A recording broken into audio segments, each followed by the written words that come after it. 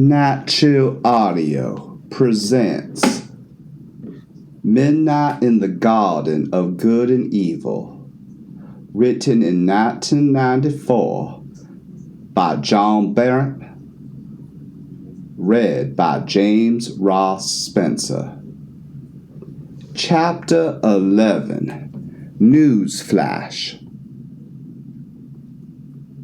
At this point in my experiment in bi-urban living, I found myself spending more time in Savannah than New York.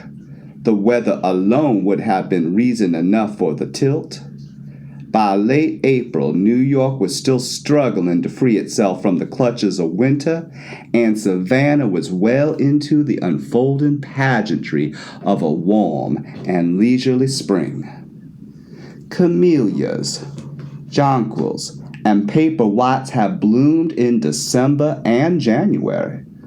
Wisteria and redbuds had followed.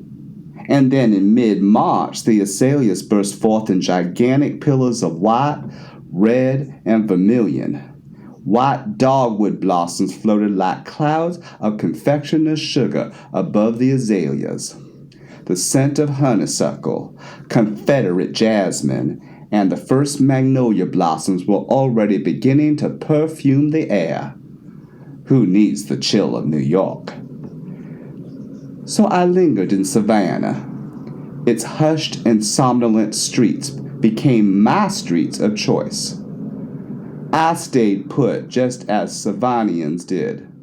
Savannians often talked about other places as if they traveled a lot, but usually it was just talk. Savannians like to talk about Charleston most of all, especially in the presence of a newcomer.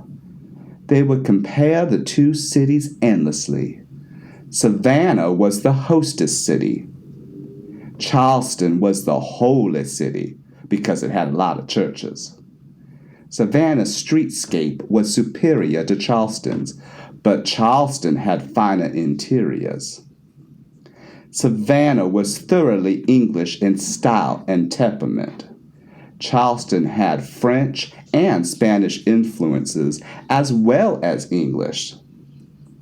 Savannah preferred hunting, fishing, and going to parties over intellectual pursuits. In Charleston, it was the other way around. Savannah was attractive to tourists. Charleston was overrun by them. On and on. In the minds of most Americans, Savannah and Charleston were sister cities. If so, the sisters were barely on speaking terms.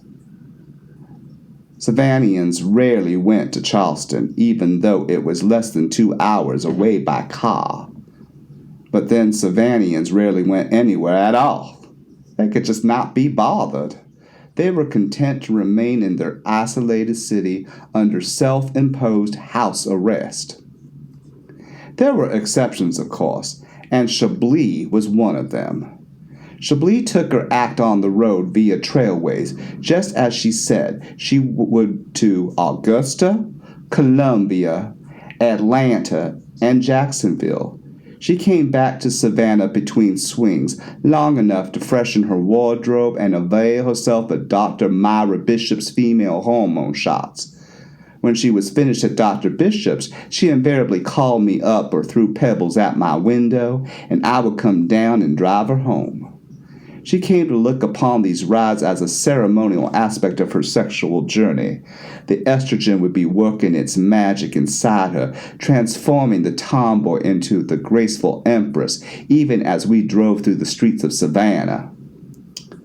On Saturday morning in early May, I was prepared to drive out to the Fort Jackson to watch one of Savannah's traditional annual sporting events, the Scottish Games, when the telephone rang. It was Chablis. "It's the bitch, honey," she said. "It's the lady. I ain't looking for a ride this time, though. I'm just checking to see if you have had a look at your morning paper yet." No, I haven't," I said. "Why?"